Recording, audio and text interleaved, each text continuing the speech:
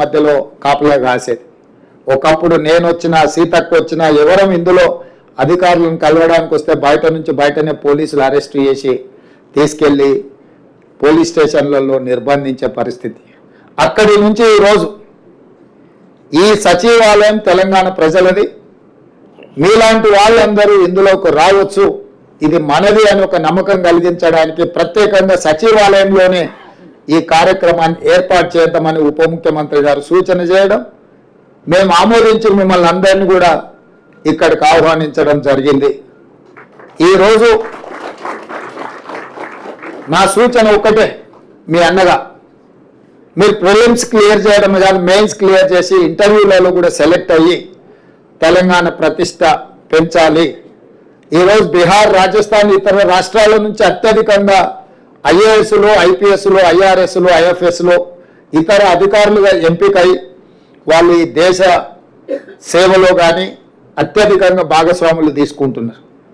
మరి అన్ని రకాలుగా ముందంజలో ఉన్న తెలంగాణ రాష్ట్రం నుంచి మనం ఎందుకు రాణించకూడదు, మన పిల్లలు ఎందుకు ఎంపిక కాకూడదు అన్న ఆలోచనతోటి మన వాళ్ళను, మన కుటుంబ సభ్యులను ప్రోత్సహించడానికి ఈరోజు ఈ కార్యక్రమాన్ని తీసుకున్నాం.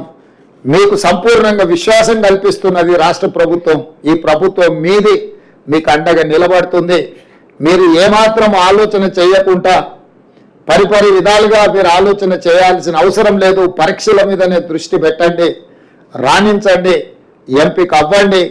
తద్వారా మీ తల్లిదండ్రులకు, మీ గ్రామానికి, మన రాష్ట్రానికి ఒక గౌరవం పెరుగుతుంది.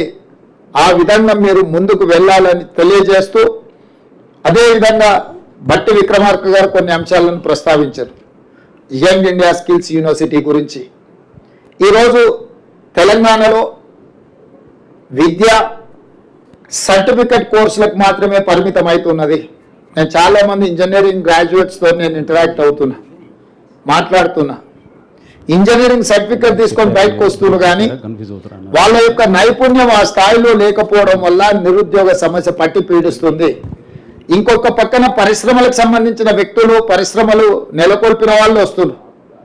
మాకు హ్యూమన్ రిసోర్స్ తగ్గిపోయింది, మా దగ్గర నియామకాలు చేపట్టాలంటే అసలు ఎవరు రావడం లేదు అని వాళ్ళు వస్తున్నారు. సో మేము మంత్రివర్గ సహచరులతోని ఆలోచన చేసినాం. ఒక పక్కన పరిశ్రమలకు సంబంధించిన యజమానులు నైపుణ్యం ఉన్న మాకు యువత దొరకడం లేదు అని చెప్తున్నారు. ఇంకొక పక్కన సర్టిఫికెట్లు, డిగ్రీ పట్టాలు పుచ్చుకొని యువత బయటకు వచ్చి మాకు ఉద్యోగ అవకాశాలు రావడం లేదు అని వాళ్ళు మాట్లాడుతున్నారు. వీళ్ళిద్దరి మధ్యలో ఒక అంతరం ఉంది, ఒక గ్యాప్ ఉంది.